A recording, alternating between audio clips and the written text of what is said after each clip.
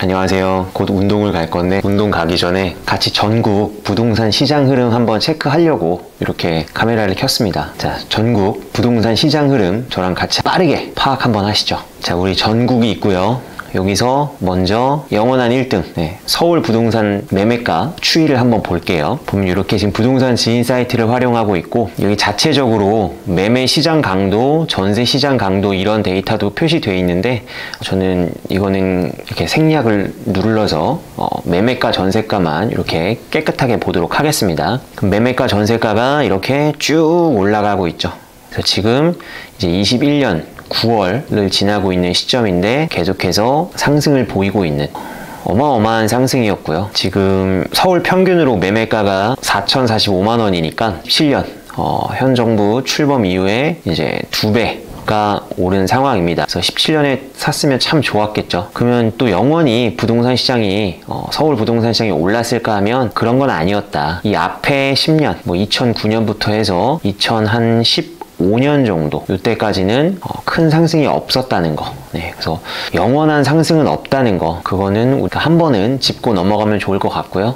여하튼 현 정부 출범 이후 지난 1년, 2년, 3년, 4년 이제 거의 만으로 5년이 다 됐는데 계속해서 상승이 이어지고 있고, 이 흐름대로라면 다음 대선까지는 이 상승 흐름은 계속 이어질 것으로 보입니다. 경기도 보겠습니다. 경기도도 마찬가지로 계속해서 상승 흐름을 보이고 있고요. 지금 이제 경기도 평균이에요. 경기도에 우리가 28개 시가 있다 그랬잖아요. 뭐 수원시, 용인시, 고양시, 북쪽으로는 뭐 의정부, 양주, 동두천 이렇게 총 28개 시가 있는데, 경기도는 워낙 이렇게 동서남북으로 펼쳐져 있어서 각각의 시장 특성이 다르긴 합니다. 근데 이제 우리는 지금은 전국 흐름을 스케치하는 거니까 전체, 경기도 전체를 본다고 하면 지금 이런 상황이고, 지금 19년부터 굉장히 많이 폭등을 했죠. 19년부터. 서울과 마찬가지로 2017년 현 정부 출범 이후에 4년간 2배 가까이 올랐습니다. 특히나 지난 2, 3년에 그 폭등이 매우 가팔랐다. 그렇게 보시면 될 것 같고요. 마찬가지로 2009년부터 해서 2014년 정도까지, 이때는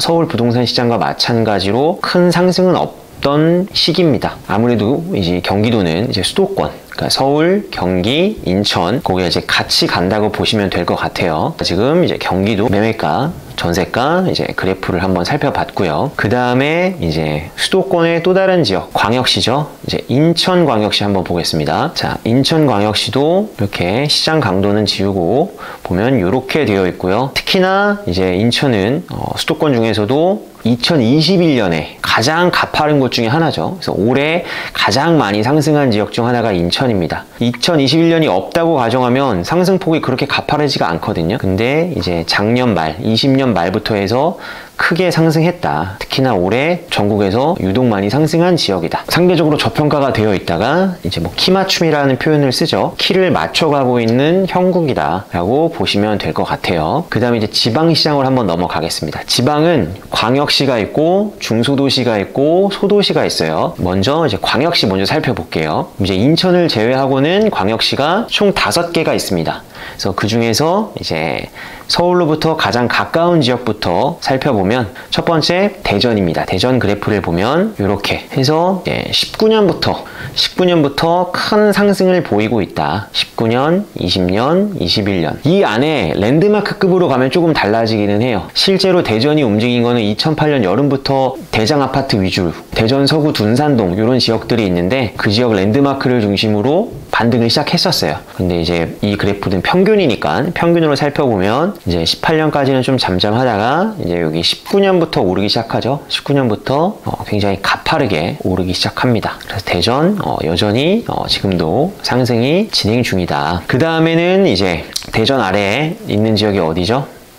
광주 한번 보도록 하겠습니다. 광주가 이렇게. 그럼 광주가 어때요? 상대적으로 기울기가 앞서 본 지역들보다는 가파르지가 않죠. 실제로 그렇습니다. 실제로 대한민국에서 전국적으로 광역시들을 봤을 때 광주 광역시가 좀 덜 올랐어요. 확실히 상대적으로 저평가된 데는 맞습니다. 그래서 광주가 이렇게 엄청난 급등을 보이고 있지는 않다. 이제 보실 거는 뭐냐면 2009년부터 한번 쭉 보세요. 2009년부터 해서 지금 이제 10년이 넘어서 뭐 12년, 13년 이렇게 가고 있는데 어느 시기도 크게 하락한 지역이 없었다는 거. 13년여 동안. 그러니까 이 그래프를 통해서 역사를 본다면 어설픈 하락론에 이렇게 동요된다거나 이렇게 감정적으로 흔들리지 않게 됩니다.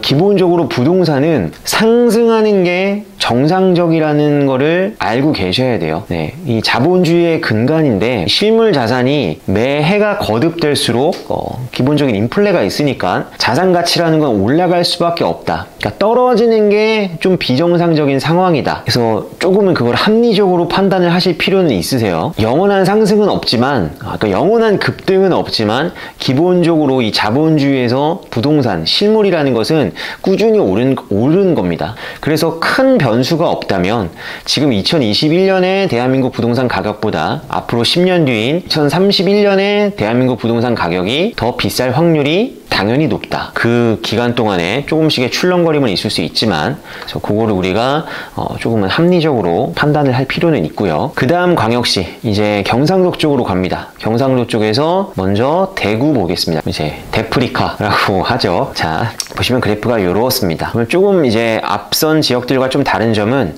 요 시기, 그래서 2010년 요때 뭐 서울이나 수도권은 이때가 잠잠했었는데 대구시장은 오히려 이때 상승하고 있었다는 거. 2010년과 이 16년 요 사이에, 그쵸? 그래서 실제 그랬던 분들이 많아요. 그래서 대구시장에서 또 뒤에서 볼 부산시장에서 그때 요 2010년부터 한 14년까지 전세로 치면은 이제 두 바퀴죠. 2년 단위로 해가지고 2010년부터 해서 2012년, 14년 이런 식으로. 그래서 전세 두 바퀴 돌리고 여기서 차익을 만들어서 수도권 시장, 경기도, 당시 이제 고양시 뭐 이런 데부터 갭 투자자들이 많이 올라왔던, 그래서 수도권 본격 상승장과 함께 당시 항상 어딜 가나 부산에서 왔다 갔어. 부산 투자자들이 왔다 갔어. 이런 게 조금 유행처럼 따라다니던 시절이 있었거든요. 우리가 대구 그래프를 보면서 알 수 있는 건 우리가 서브프라임이 08년에 터졌잖아요.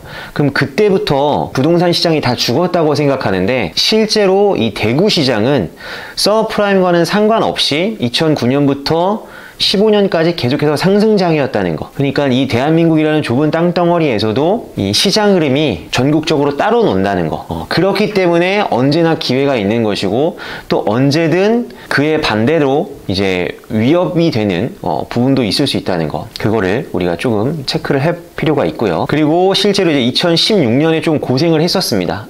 고생을 하다가 다시 이제 2018년 시작되면서 점점점 다시 조금씩 우상향을 그리다가 이제 작년 말부터 다시 상승 그래프를 보이고 있는 대구 시장입니다. 그러니까 이제 재밌죠. 이 같은 조그만한 땅덩어리 안에서도 조금씩 그 그래프의 모양이 다르다는 것이고, 그래서 이거를 잘 전국적으로 파악을 하면 그때그때 균형감이, 시세의 균형감이 생기시고 상대적 저평가 지역, 상대적 고평가 지역이 생겨난다. 이게 한눈에 한 번에 다 보이는 건 아니지만 지금 저랑 함께 하시는 이런 과정을 주기적으로 반복하시다 보면, 그리고 이제 부동산 뉴스나 기사 이런 것들을 꾸준히 보시다 보면 이런 감각은 계속해서 이제 날카롭게 다듬어지게 된다.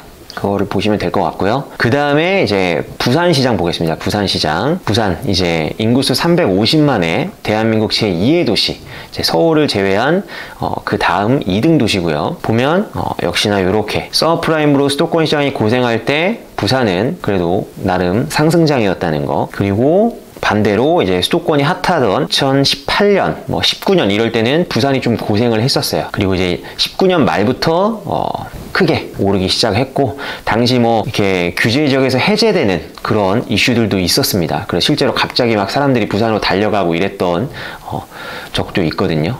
이게 정말 지금 이제 아예 너무 과거 일처럼 느껴지는데, 그리고 이제 20년부터 해서 지금 다시 또 가파르게 상승하고 있고, 특히나 부산에 이제 해수동이라고, 해운대구, 수영구, 동래구, 그러니까 아예 배경 지식이 없는 분들도 이런 좀 구들에 대해서는 익숙하게 만들어 두시면 좋을 것 같아요. 이제 뭐 서울에 강남이 있듯이.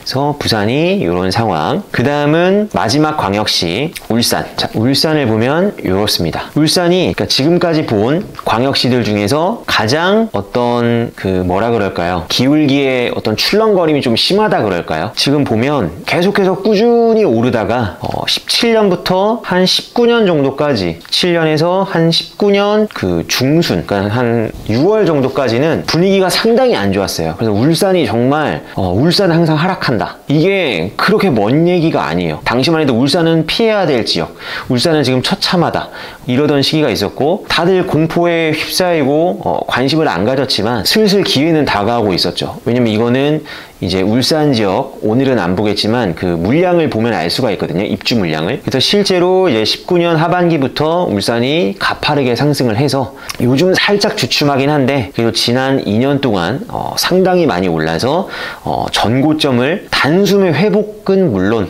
훨씬 더 뛰어넘는 상승을 보이고 있다. 이게 무주택자분들이 그런 생각을 많이 하시죠. 이게 하락장이 오면 산다. 근데 막상 하락장이 오면 쉽게 살 수가 없습니다. 왜냐하면 그게 언제가 바닥인지를 알 수가 없거든요. 그 공포심이 상당합니다. 그래서 결국은 또 뭐냐면 바닥을 찍고 턴어라운드 됐을 때 그때 매입을 하기 시작한다.